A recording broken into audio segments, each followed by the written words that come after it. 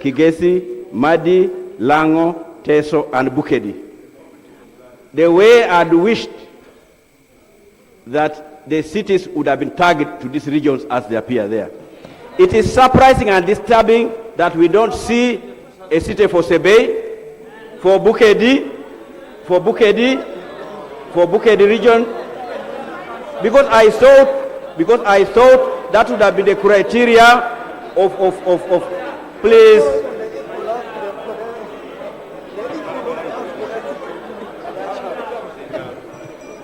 And I thought we would have been able to follow that. My colleague here will agree with me from Bukedi region. Mr. Speaker, having said that, the minister has gone ahead to state that Soroti, further consultations are needed. For God's sake, Mr. Speaker, honorable colleagues, Soroti is one of the oldest cities, let me call it. And that's why our forefathers during the independence even set up a flying school. It's one of the few regions with an operating airport, like Arua, like Kasese. How come that you put us to 2023? And more so, you are even saying you are going to defy it because consultations. You have not concluded consultations. I thought by the time you bring these matters here, enough consultations would have been done and we would be happy. I am not surprised that the Honorable Minister and Honorable Adolf here are comfortable. I can understand where they are coming from. I can understand that. I can understand. But we don't want to reach that. I grew up in Toro. I would be the last person to oppose Fort Portal becoming a city. But I want us to go together in the spirit of togetherness. That's my appeal. So, Right Honorable Speaker, I want to appeal that we agree that we defer this matter. The minister comes back after 2 days with a list, with the details of all the boundaries. Then we shall be able to move together. But I want to appeal you to Honorable Minister, my OB, that Soroti 2023 is very far, Honorable Minister. For us to have Soroti this as a city in 2023, we want it in 2021, Mr. Minister. And I would support you for that. If there's any additional thing you need, we must put there. This is an old city with an operating airport. So, Honorable colleagues, Honorable Minister, let the minister go back and come with details with those adjustments and taking care of all those mother regions. Procedure. Thank you. Further procedure. Dokolo. Further procedure. Further procedure. Thank you, Right Honorable Speaker. Right Honorable Speaker, I stand to appreciate the appeal which has been made and the spirit. I think the spirit of discussion is good because then we know where their problems are. It is presumed that the minister, before coming to the floor of Parliament, he had done enough consultation and the information is available in the ministry. So I'm urging the minister, by the time you come, can you also make available evidence of the consent given by the various authorities concerning the boundaries, so that you don't put us back again. So come with evidence of the various authorities that are needed to define the boundaries. So I would like you to come holistically and bringing out all our concerns so that we don't have to delay any further. You can see that we are all in a hurry. You don't know, you men don't give birth to children, but we women who give birth to children, when the child is about to come out, you cannot delay it even by 1 second. So we want to deliver, but you must make sure that you have come with all the preparation and you have assured us with all the consultation so that we can deliver these over-delayed, very important matters. So come to us with the consent of the various authorities concerning the definition of the boundaries. I thank you, Right Honorable Speaker. Honorable members, I think we have had enough procedural matters. We have had enough preliminary matters. And we have had enough premature debate because the question had not yet been proposed, but I've had members already conducting very serious debates on this matter, especially my honorable colleague from the other side. But honorable members, I think we are agreeable, all of us, and I don't see any exception, with the exception of, I think, the honorable member for Mitiana who said he was not. Did you say you were opposed? You agree now? Okay. And the honorable member for Kasese who wants to like to propose an amendment. Which yes, please. Yes, also honorable member for Kampala Central who also like to propose an amendment. But you know the procedure. But you know the procedure of doing those amendments. But let's see this, because we are not making any headway at the moment. Two proposals have been made. And they are not contradictory. One is that we give ourselves up to Thursday. And in the process of going up to Thursday, we come back with clarity on details of what we are going to take decisions on. Because the honorable member for Gulu also has now stated what was very clear about Gulu. Now 2 parishes have been left out from your... So now that means there might not be clarity on so many of these things. So it makes sense that we pose this matter so that the Honorable Minister, as I said earlier, those details have got to be laid on the floor of Parliament. The boundaries must be laid before the floor of Parliament so that Parliament pronounces itself on the details.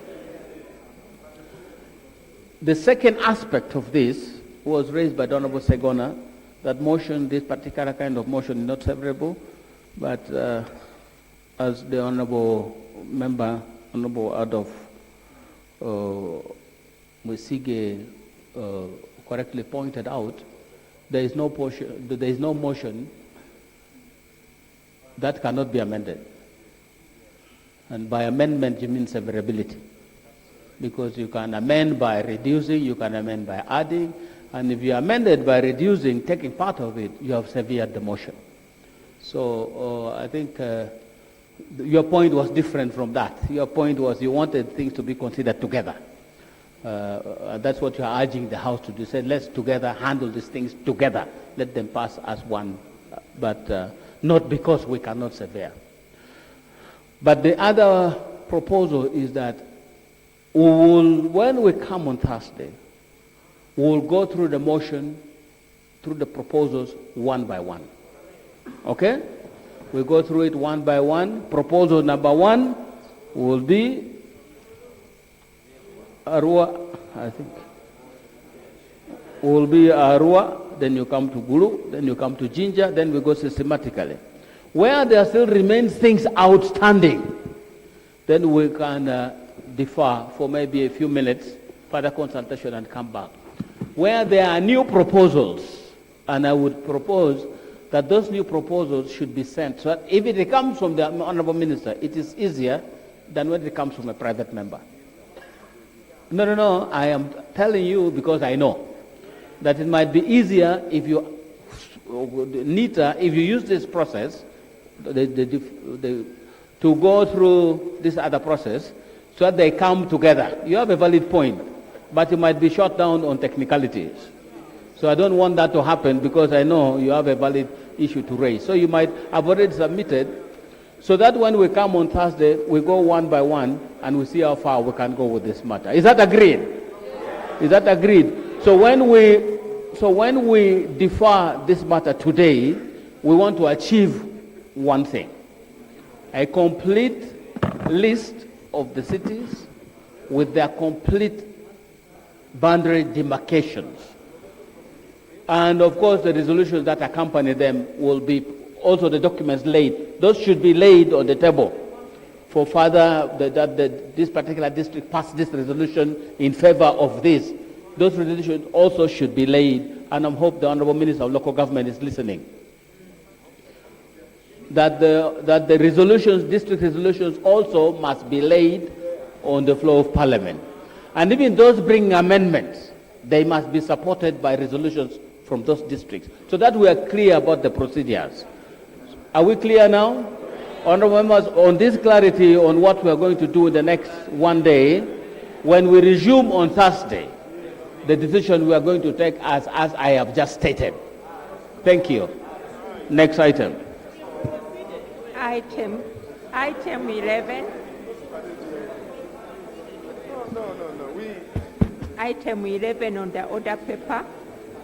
Motion for a resolution of Parliament under Section 51 of the National Environment Act 2019, Act number 5. Procedure.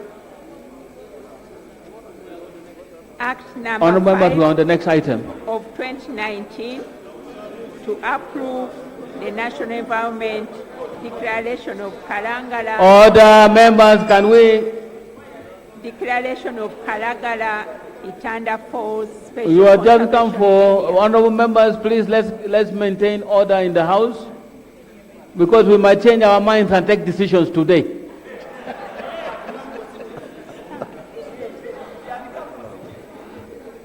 Procedure on what, honorable? On something that we have already passed? Thank you so much, Right Honorable No, on what are you going to raise the Speaker, procedure? it is a procedure matter on the same subject. No, it cannot be. You didn't What capture I my have issue. said, take that and consult with these people. That's what I have ruled. Right. Take that matter to the consultation process. The Honorable Segwana will be doing the consultation process. Take yours there. We come back on Thursday and examine them. There's nothing I'm going to rule on that can guide better than what I have said. Right Honorable Speaker, you have Next restricted item. this to only boundaries. Motion for a resolution under Section 51 of the National Environment Act 2019, Act number 5 of 2019, to approve the National Environment Declaration of Karagala Itanda Falls Special Conservation Area, whereas Section 51 of the National Environment Act 2019 empowers the Minister of Water and Environment on the advice of the National Environment Management Authority and with the approval of Parliament to declare an area as a special conservation area to promote conservation of ecosystems, biodiversity, and natural habitat. And whereas it has become necessary to declare the area constituting the 3 Central Forest Reserves of Karagala, Namavundu, Nile Bank, and the 100-meter protection zone on either side of River Nile, falling between Bujagal Hydropower Plant and Isimba Hydro Plant, as a special conservation area to be known as Karagala Itanda Falls Special Conservation Area for the protection of ecological zones along the banks of River Nile, sustainable ecological services, conservation of ecosystem, biodiversity, and natural habitat, for the preservation of cultural heritage, sites, assets, and spiritual values within the Karagala Itanda Falls Special Conservation Area.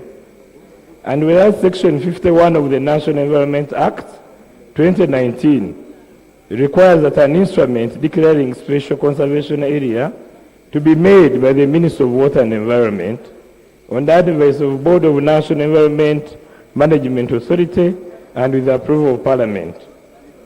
And whereas the Minister of Water and Environment, on advice of the Board of NEMA, and after consulting the various stakeholders, including the district technical, political leadership, local councils, and communities, in those areas that proposed special conservation area is to be located, has caused to be prepared, and the declaration of Karagala Itanda Falls Special Conservation Area Instrument 2019 attached to this motion as Appendix 2. And whereas the Cabinet of Uganda, sitting in Entebbe on 28th October 2019, under minute number 2426, City 219, approved the declaration of Karagaraitanda Falls as a special conservation area to promote conservation of ecosystems, biodiversity, natural habitat, and allowed the minister responsible for the environment to seek authority of Parliament in line with Section 51, Clause 1 of the National Environment Act 2019. Now, therefore, be it resolved by Parliament as follows. Resolution that in accordance with Section 51, Clause 1 of the National Environment Act 2019, Parliament approves that the Minister of Water and Environment makes the National Environment Declaration of Karagaraitanda Falls a special conservation area, Instrument 2019, attached to this resolution as Appendix 2. I submit. But it serves the purpose. Because it's part of this, I submit. Is the motion seconded? Is this motion seconded?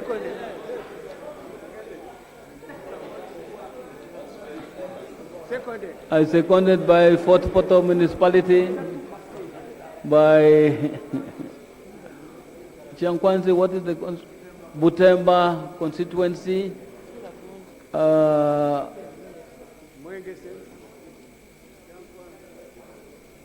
What is that? Kinkizi West? I'm not going to allow ministers to second this motion. I think the motion is seconded. Would you like to speak to your motion?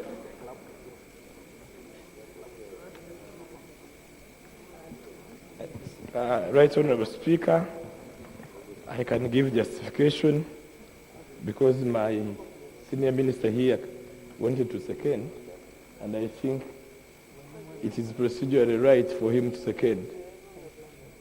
Right, my senior colleague can second on behalf of other seconders.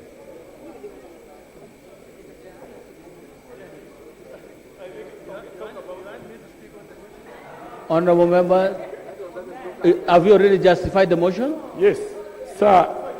Right Honorable Speaker, Bujagari refinancing was a condition by World Bank, and it is on that ground that we thought it was wise we do the conservation area in fulfilling the condition of World Bank. Of course, number two, the catchment area, if we do the conservation, our dams will be able to maintain the water levels because the catchment area will be protected, and this will generate constant power. The other reason is that since we are going to have the refinancing, the lower electricity tariff will be achieved. The other reason, sir, it will attract more funding for infrastructure projects because we shall be doing what the conditions of World Bank directs us to do. The conditions were met, and I believe, sir, we are all, as required by law, fulfilled. Some of them were the NEMA board recommendation, the mapping out and the marketing of extended Karagaraitanda offset area, the gazettement notice through New Vision to invite the public to participate. The EIA certificate was acquired, consultations were made, and a sustainable management plan is in place to be managed by the ministry. And I believe, sir, Parliament, by approving this conservation area, we shall be in line with our NEMA Act. I thank you. Thank you. Honorable Minister, I am in receipt of a letter signed by, this morning actually, until this afternoon, signed by one Romina Wilke Kola and Mwesigwa Sharaz. I don't know whether you have a copy of this letter. The summary of this letter, if I can summarize,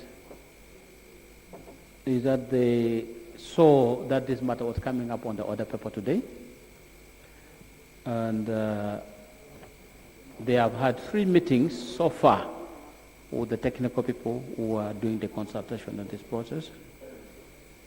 And the latest meeting was held yesterday morning, 2nd December 2019, with an official from one of the relevant ministries.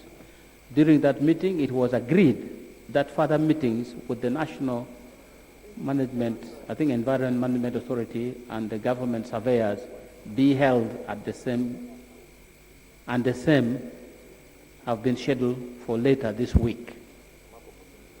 In addition, we among the affected persons that have not been given sufficient time to review and make comments on the Special Conservation Area Management Plan.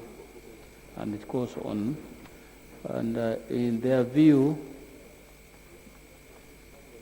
since the matter has now been presented to Parliament, we seek the road we seek your intervention to allow the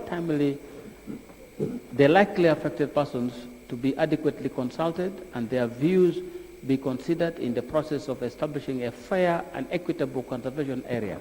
Otherwise, the members may suffer irreparable loss and damage to their respective livelihoods and investments. For the record, we fully support the declaration of the Special Conservation Area. We are also aware of and sensitive to the timelines and deadlines required of the government to declare the Special Conservation Area. Our quest for consultation in compliance with the law will be done in such a way as to permit government to still meet the deadlines. Have you received the letter? Yeah, but I've received it. I've received it. So they are saying they are conscious of the timelines that you need to meet, but you have not consulted them. There are about 100 people who have not been talked to. So if you can schedule a meeting with them urgently so that they can resolve these matters and then come back and then you pass this motion. That's the only concern I have received from there. Just, Honorable Member for Kagoma, you have a matter on this issue? Thank you, Right Honorable Speaker. Right Honorable Speaker, I want to thank the Minister for the motion. But Right Honorable Speaker, there is one problem. The Minister is considering Itanda Karagara Falls. Itanda is in my constituency. Then Karagara is on the other part of Kayunga. Meaning that these two villages or conservation areas are different. So when you consider them, that you are considering Itanda, Karagara conservation areas, it is as if you are combining the Itanda, which falls into Jinja district, and that one of Karagara, which is in Kayunga district.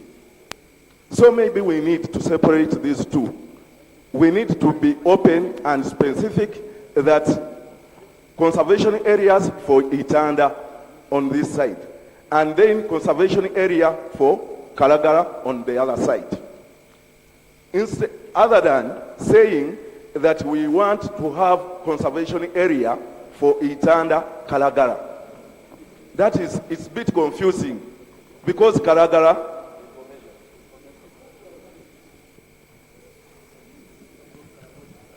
Right. Thank you. I have a bit of knowledge on conservation. Thank you, honorable colleague, for giving me way. Conservation areas, Right Honorable Speaker, do not follow administrative boundaries. A conservation area can straddle across 2 or more administrative units, depending on the ecosystem and the people that have determined that it is suitable for conservation. I give you an example. Matheniko Bokora Corridor. It is covering a wider area. It even goes up to Kotido, covering Napak, covering Moroto district. But it's a conservation area under one ecosystem. So it doesn't have to follow the administrative boundaries. Thank you. James, I will give you. Honorable Minister, the reason as to why I'm raising this is not the first time for the Ministry of Water to come to Jinja. They wanted to do this in 2014. They moved the local districts, Kayunga local government, they moved from the other side, coming this way, without informing the local leaders and the Jinja district that they are going to open up the conservation area without the knowledge of the people of Jinja and more so Butagaya sub-county, where Itanda Falls is one of the areas. So my problem is not, I'm not saying that maybe I'm against the conservation. Really, we welcome the conservation. But my problem is that as per now, if you look at NFA, they have somebody in the names of Adrift. They tendered out this person to Kalagara, but again is collecting revenue. He was given Kalagara, but he crosses to this side, is collecting revenue, and is giving the revenue to the Kayunga district without giving revenue to Butagaya sub-county and Jinja districts. This is my worry, Honorable. No, I think that is administrative. But the key issue here is this, if I understand this matter correctly. When they built Bujagali, there were concerns about disruption of the ecosystems. And there was need to compensate that destruction by creating a new conservation area that would handle the effects of what happened in Bujagali. Hence, the birth of this new conservation area of Kalagala and Itanda, two areas. So the people, the financiers of the Bujagali project, that's the World Bank, gave a condition that for this to work, you need to offset the effect of Bujagali Dam on the environment by creating a new conservation area. And that is the new conservation area they're talking about, Kalagala, Itanda. Okay? So it has no background of all those things, but how they administer it is a different matter. But as for the declaration of the conservation area is what the motion seeks. Now, what is raised in this letter is that the people who are already there, listen, the people who are already there, when I read this letter, have not been consulted adequately. The management thing, this, what is it called? The Special Conservation Area Management Plan has not been given to them, so then they understand what their rights will be as they coexist there, because they have investments in that area. They have been living there. They want to know what they can do and what they cannot do before Parliament takes a decision on this matter. So they also know that when Parliament takes a decision on this matter, we cannot do this, we can do this, we cannot build this, we can build this, we cannot plant this, we can plant this. That's all they are asking in this letter. They're not objecting. And they're also saying they're agreeable because they also know that government has a timeline with the World Bank to fulfill this obligation. But they need to be consulted so that they know where their rights are on this matter. I think that's the background. Okay? Now, what is the problem? Right, Honorable Speaker, as you have stated it, that some of my people, because these are people that I represent in this parliament, they are not consulted. They are not aware. As you saw that later, the problem, as you said, they don't know whether they will be compensated or they will not be compensated. Or whether they will be asked to move or whether they will not be asked to move. Or not. This is where I want to get clearance. Yes, before I come to you, yes, Bunya East. Thank you, Right Honourable Speaker. I think there is no need for the minister to hurry. Just like you have said, wider consultations are required. Right, Honourable Speaker, I've clearly listened to the minister, but I'm not convinced with the justification. Personally, I'm not convinced. Right, Honourable Speaker, for those people who used to pass going to Jinja some time back, we used to have falls which were very visible there. I think we used to call them Owen Falls. They were very, very visible. Even when we were in schools, we would come just to tour to look at those falls. Then, like this same project from World Bank, we had a project which came that they wanted to create another dam. And even a lay person knows that once you create another dam, you are weakening this water. The falls will not be there. And that's what happened. Those falls disappeared. And that is in Usoga. So we don't want again to suffer the same. You know, these projects, they come with these terms, these technical terms. By the time you realize your natural asset has gone. As Usoga and as a region, we lost those falls.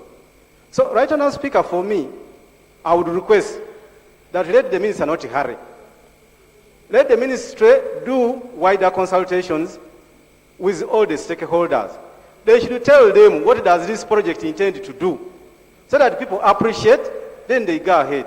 We don't want to suffer what we suffered when we lost our Owen Falls. Thank you.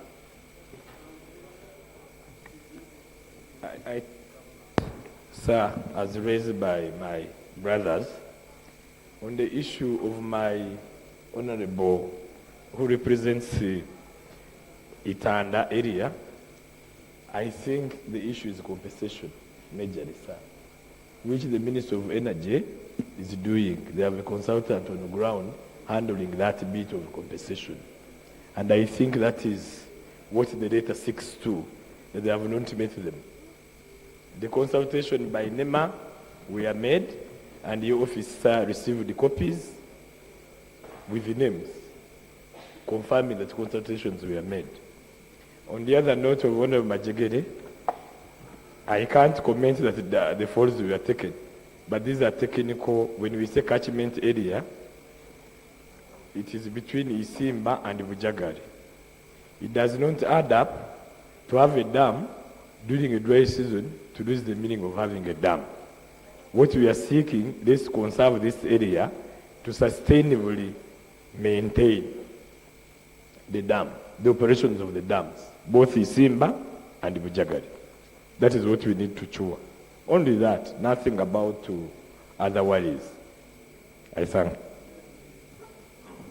Is that clear, honorable members? Yes. Okay, thank you, Mr. Speaker. Mr. Speaker, attached to the statement is an appendix of a report on the consultations. It is there that the consultations were made between July and October this year, and that they covered 330 people. So the complaint of lack of consultations, unless we don't rely on this report, seems to indicate either some stakeholders being left out or the issues they raised not being attended to. I've looked at that report, and there are certain issues which, even to me, the minister needs to give some clarification. The issue of compensation. It seems there are some people with some economic activities within the 100 meters, and they're asking for compensation. Honorable Minister, how have you addressed this issue? The issue of socio-cultural activities, including the pot makers within the 100 meters. And those people, I have ever visited the Itanda area. There are some cultural activities going on there, and they need to be assured of protection of their socio-economic cultural activities in that area. The issue of the sharing of benefits of their natural resource.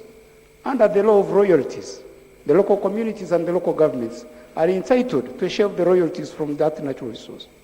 And they wanted to be clear as to what lies in store for them. I don't hear the minister answering these issues of the community. And finally, the issue of safe water. It appears the community talked to your people, Honorable Minister, that some of the trees to be planted may actually dry up some of their water sources. And they were asking the ministry to assist to give them boreholes and other safe water sources. Honorable Minister, could you help us to know whether you actually reacted, clarified the issues raised by the community during the consultations? Thank you. Honorable Member, the rules say you don't speak on the same matter twice, unless you are raising information. Thank you, Right Honorable Speaker. Right Honorable Speaker, I think the issue on table requires a thorough understanding among the stakeholders. And everyone here, I including myself, support that gazetting, the gazettation of that area for environmental protection. However, those issues being raised, Madam Mr. Speaker, sir, require the minister to bring a report that at least is consistent with the people's needs. Because if we rush into passing the gazettation, it may cause another alarm. And Mr. Speaker, you have guided using that letter that at least there are issues underlying this matter in the table. Madam, Mr. Speaker, may I request that the minister, because I was one of the seconders of the motion, may he go back and bring at least ascertain and convince us that at least those underlying issues are addressed, such that we move together, Mr. Speaker, as you articulated. Thank you. Honorable, yes. Kotido.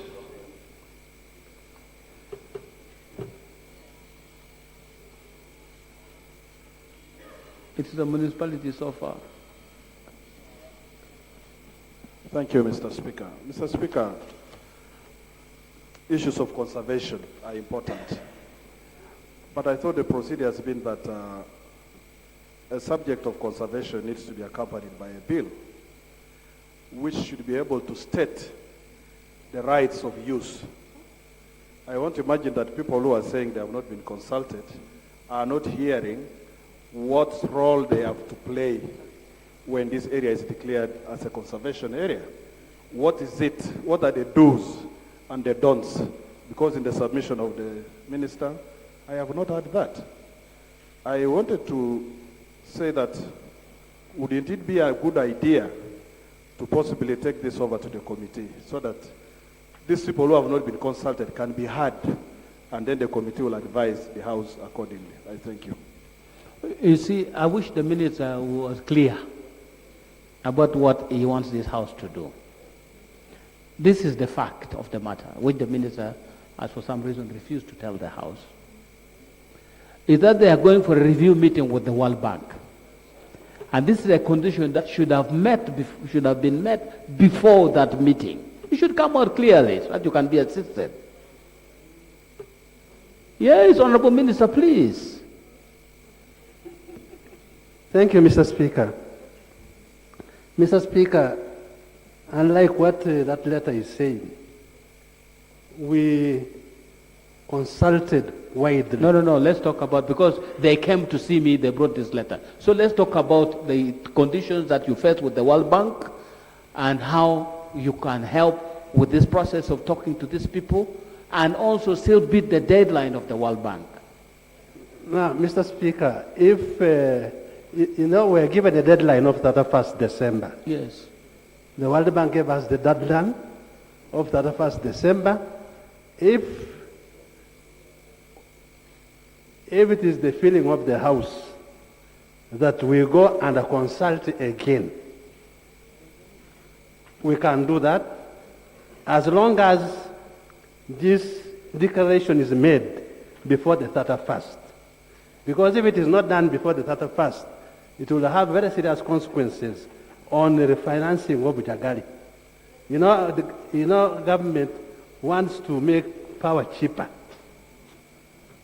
If we can refinance, get money from World Bank to refinance Bujagali, then power to our people will be cheaper. So the World Bank has given us up to 31st. I have no objection, Mr. Speaker, to consulting further, as long as this matter is disposed of before 31st. Thank you, Mr. Speaker. I think that gives the actual picture. Honorable members, when these people came to meet me, they are actually an organized group of people. They have invested in the area, they have done a lot of things, and they have the local community, they include the LCs and everybody. They're in one group. So even one day you can consult them. And actually they say they are aware. I was not aware. They're the ones who told me about this thing of the World Bank, the deadlines and so on and so forth. They say they are aware of all those things. But they need to know what their rights are. Honorable Minister, the document you submitted to my office was incomplete.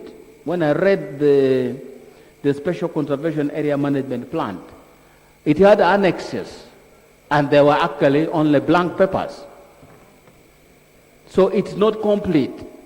So what does it say? Because those are the things going to govern those people. You haven't written them yet. How can you say you have consulted them when the document on which they should agree to be governed by is not in place? The document is not in place. I have a copy in the office. It's incomplete. So you cannot say you have consulted widely when the framework for the understanding is not documented. It's not agreed upon.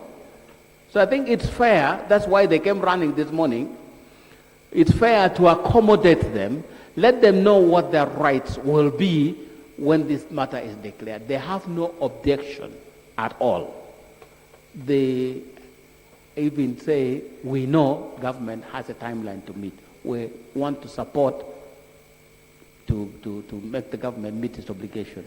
But we need to know where we stand on this matter. That's all. So please, let's leave this thing of you have completed consultation. There might be aspects that you need to finish so that you move in harmony with the ordinary people of Kagoma and all the others, so that you don't have issues, so that you have support from the community as well. Is that okay? So how much time do you need to do this? Because for them, when they came, they said one day is enough for them to do consultation. Your ruling, sir, we need 1 week. So if you are given... Can we do it Tuesday? Can you come back Tuesday next week? Yes, sir. Yeah, No please problem. finish. Let everybody be happy so that they support the government projects. Thank you. This matter is deferred for conclusion on Tuesday, because if it's agreeable and the people have agreed, then we don't have to send it to committee. Ordinarily, we would have sent it to committee, but I've just explained to you the circumstances under which we're operating at the moment. It might take longer there, and the deadline of 31st we might not be able to meet. So Tuesday next week, please finalize your consultations, and we come back and we finalize this matter on Tuesday next week. Thank you. Next item. Item 12 on the order paper, motion for adoption of the report of the Select Committee to inquire into the humanitarian crisis arising out of the eviction and displacement of over 300 families in Chavisagazi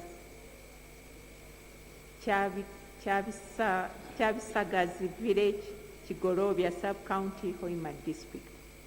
Chairperson?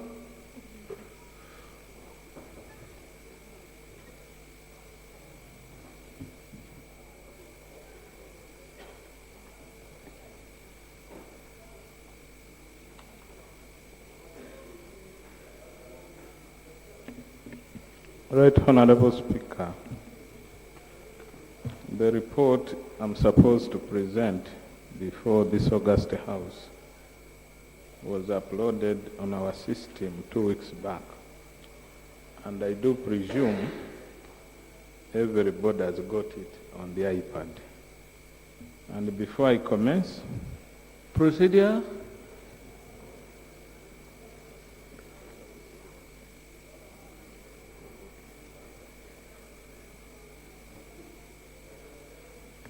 Right Honorable Speaker, I can't see any copy of the report, and indeed, since the investigations were carried out, I have not seen anything. I don't know whether it's possible for the chair to avail us with the copies of the report.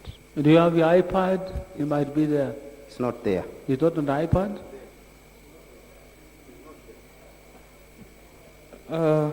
Right, Honorable Speaker, we have had this document for the last 2 weeks. So it is imperative and incumbent upon the Honorable Minister to heavily check his system. The question is it there? Is it there?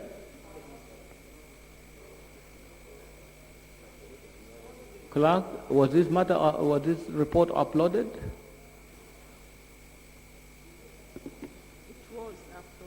It was uploaded.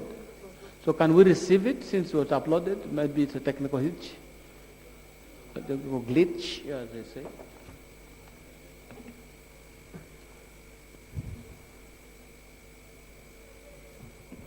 Right, Honorable Speaker. Chair, you have 10 minutes. 10 minutes? Yes, please. Strictly.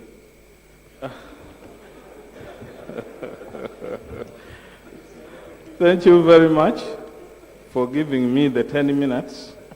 I will endeavor to summarize this report for this August House. On the 21st February this year, Honorable Muhirwe, MP Buhaguzi County raised a concern over the humanitarian crisis arising out of evictions and displacement in Chavisagazi County, Kigorovia Sub-County, Hoima District. Consequently, the Speaker constituted a select committee wherein I was appointed the chairperson. I will not go to the methodology. Now I'm on page 3, background about Bunyoro, briefly, such that we can proceed to the gist of the matter. Bunyoro sub-region is one of the cosmopolitan areas in Uganda.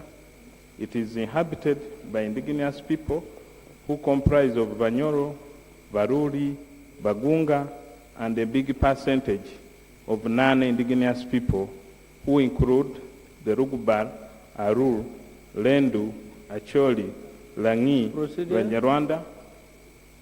Procedure?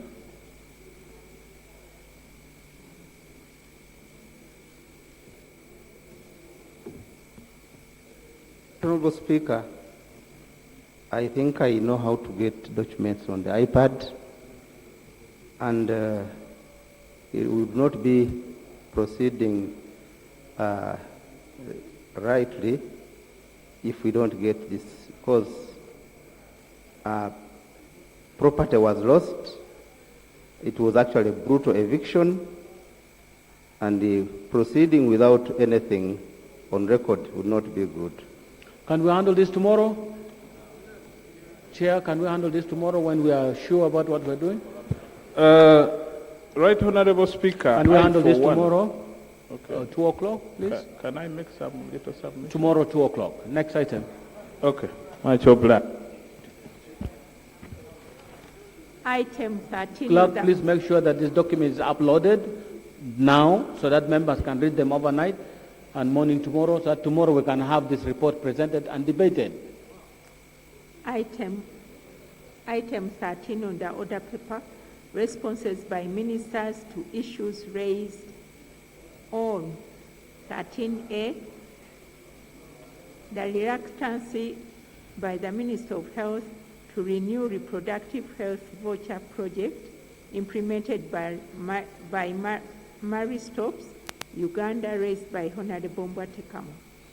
Honorable members, these were urgent matters, and we're going to deal with them as such.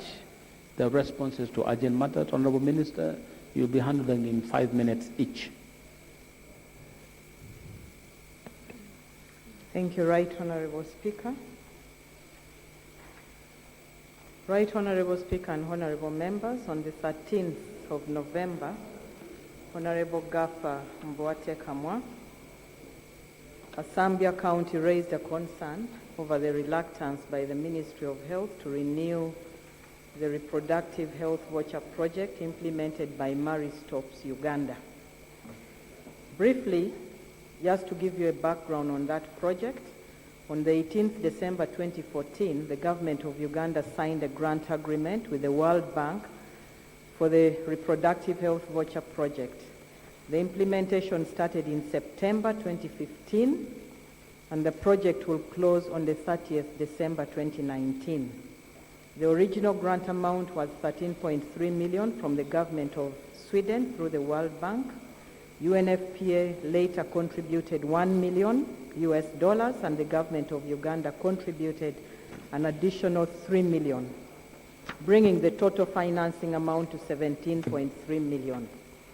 Right Honorable Speaker, the objective of the project was to increase access to skilled care among poor women living in rural and disadvantaged areas during pregnancy and delivery.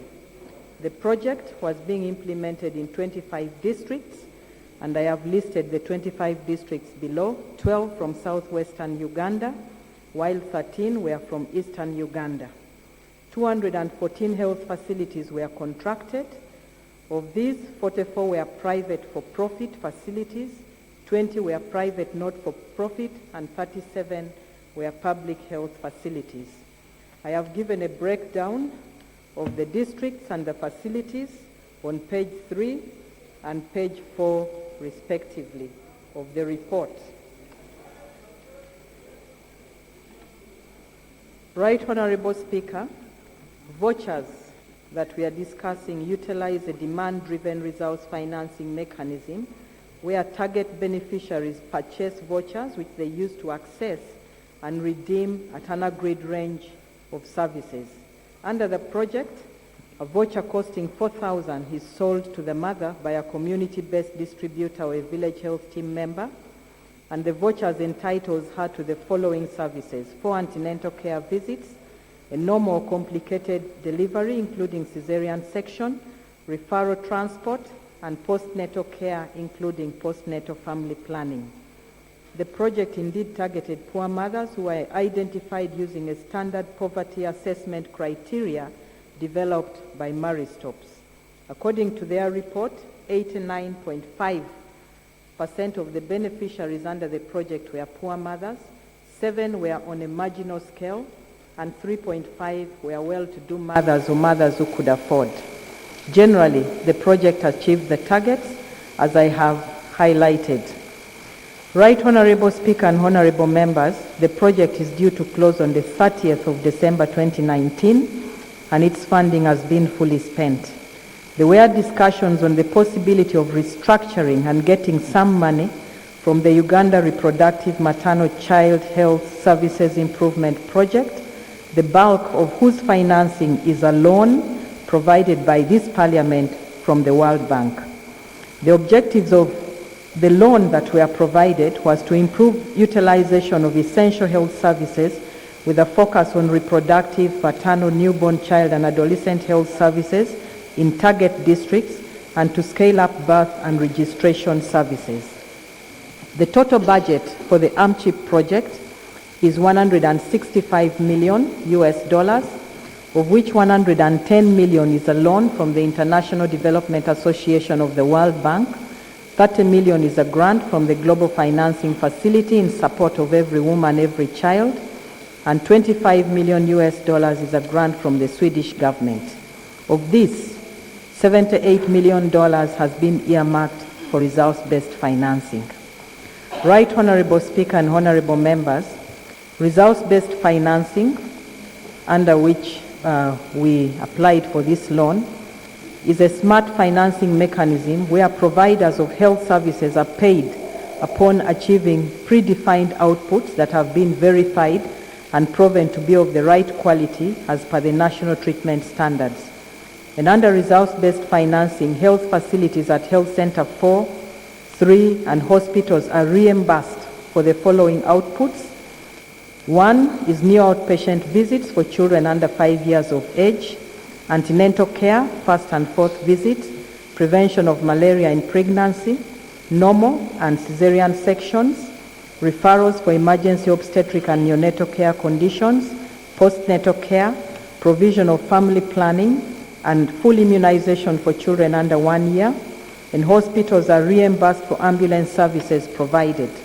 All maternal and perinatal death reviews conducted and addressed, and the quality of health care improved. Among the many interventions under AMCHIP is the nationwide scale-out of results-based financing mechanism. The implementation of the voucher project provided valuable lessons that enabled the design of a more robust and cost-effective results-based financing mechanism. The RBF program is currently supporting 727 health facilities in 79 districts and 70 hospitals, including Kawempe National Referral. By January 2020, an additional 570 health facilities and 43 hospitals will be supported in 50 districts, bringing the total number of health facilities supported to 1,297 health facilities, 113 hospitals in 129 districts. Right Honorable Speaker, allow me to share with you the reasons why my ministry took a decision to transit from the voucher system, which will eventually be phased out into the National Health Insurance Scheme once this Parliament has considered it. Number one was the costs. Vouchers are distributed to poor women. However, huge costs are incurred in identifying and assessing their eligibility. For example, of the original project cost of $12 million or 12.7, nearly 40%, that is 4.8 million, was used for identifying and confirming the poor for eligibility, while only 7.9 went into reimbursements for the actual services provided. Secondly, the ministry had to hire a firm, that is Maristops Uganda, to manage the voucher distribution, verification and reimbursement of services to the health facilities. These expenses of Maristops cost over 20% of the entire grant, as Maristops had to recruit full-time staff to oversee, verify, and pay claims. Under results-based financing, the program is implemented by health workers, thereby ensuring that most of the funds allocated go directly into service delivery. Two was about knowledge and experience. Management of the vouchers was delegated to Maristops Uganda as a third-party agent to do the work on behalf of the government of Uganda. Whereas vouchers supported poor mothers, we observed that the program is coming to an end with no capacity built in the public health care delivery system to continue such mechanisms. We therefore decided to be very intentional and deliberate when designing the AMCHIP project to ensure that our health workers learn results-based payment mechanism in preparation for the National Health Insurance Scheme. RBF is being implemented by our health workers at the national and district health level facilities, following government procedures and financing principles. This motivates the health workers to understand the direct relationship between hard work and additional resources to their health facilities, and the need to maintain accurate records and focus on the quality of the treatment outcomes. Three is motivation of health workers. An initial seed disbursement is provided to kickstart the process of results-based financing in a facility.